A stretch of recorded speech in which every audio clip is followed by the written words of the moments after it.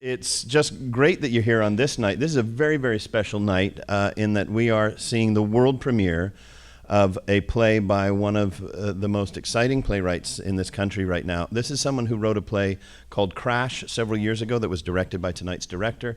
And you've met her brother already tonight, Deb.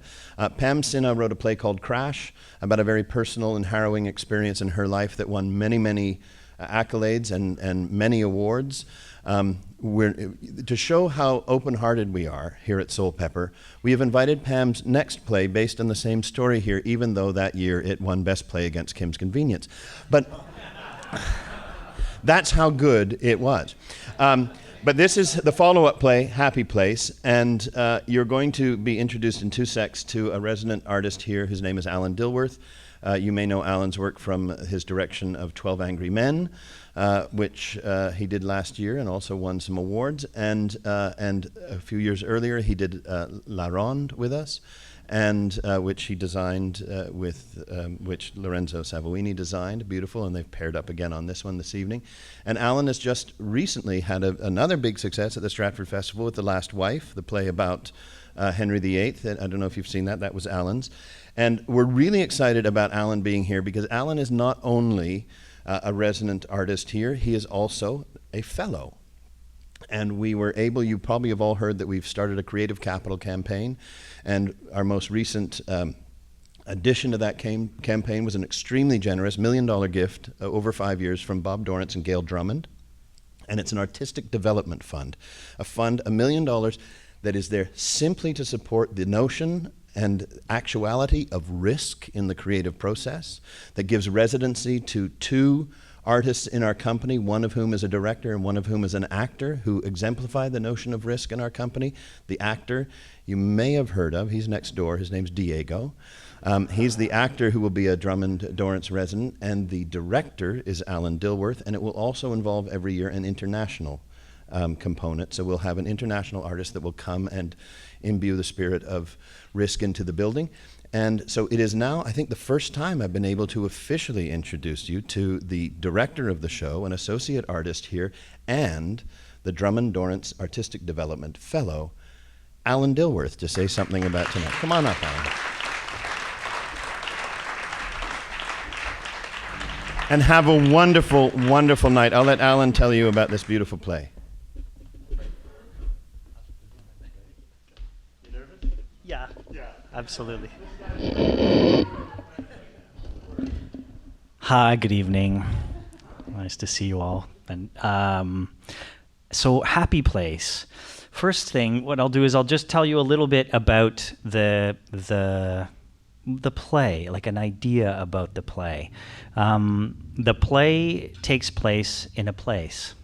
There's a literal place, and then there's another place, but I'll leave that up to you, and if I see you at intermission or after, you can tell me what you think the place is, or the idea of the place is. But the place is somewhere where a group of women are, and they have one thing in common, and they come from very different contexts, very different backgrounds, and they're there for very different reasons. Some for, there's some crossover, but very different contexts specifically. And they're there because they all tried to end the pain in their life by trying to end their life. They failed. They failed at what they were trying to do, and so they end up somewhere, and they end up in what we call that happy place. Interestingly, these women, I think all of them, now one woman is there to care for them, so that's not her situation, but these women, interestingly, they didn't want to murder themselves. They just wanted something to stop, which is interesting. And then, what's also interesting is that they end up in a place where they're between stories. So they had a story in their life, and for whatever reasons, and some of that will unfold for you, the story wasn't working on some level. And so they thought that they were going to end that story and just end everything, but they failed. So they ended up with being between stories to a degree. So tonight, you're going to encounter a story of human beings who are between stories. And we've all been between stories. And, you know, I think certainly, I don't know, I think everyone in the room probably, I'm looking at age, yeah, we've all been through puberty. So that's certainly the change in a story. There's one. But I think what's extraordinary about the play for me is watching the challenges of moving from one story to another. The humor and shared humor of moving from one story to another, and being around people who are also collectively moving from one story to another, and the uncertainty, both something that feels at times limiting, but also at times I think feels extremely a space where possibility is possible, new possibilities are possible. So that for me is that's a lot about what Happy Place is about. Happy Place is also I worked with Pamela on Crash a number of years ago, and there were a number of characters that were in her play Crash in a certain moment in that play, and a couple of people that she trusted very much early on in the writing of that said, those characters don't belong in this play. And she fought them and said, no, I think they do, but she really trusted them. And in the end, she listened to them and she took them out. The day after we opened Crash, she called me and said, we have to work on this next play. Will you work on this next play with me? And so it began. These three characters were kind of put in the petri dish, and over time, they grew and grew and grew into the 7 women that you will encounter on stage tonight. And that is Happy Place. Do you have any questions? Why 7 when it started with 3?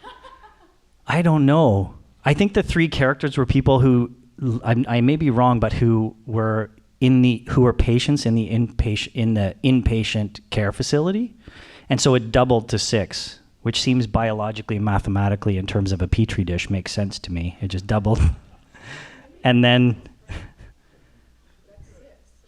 That's the 6. And then you have the care, which I guess in the Petri analogy would be maybe the scientist. I'm not sure. Yeah. That's all. A question I have for you is,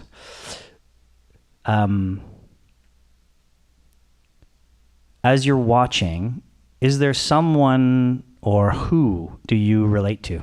Is a question I have for you as you watch the play, and I'd be curious to hear about that either at intermission or after the show.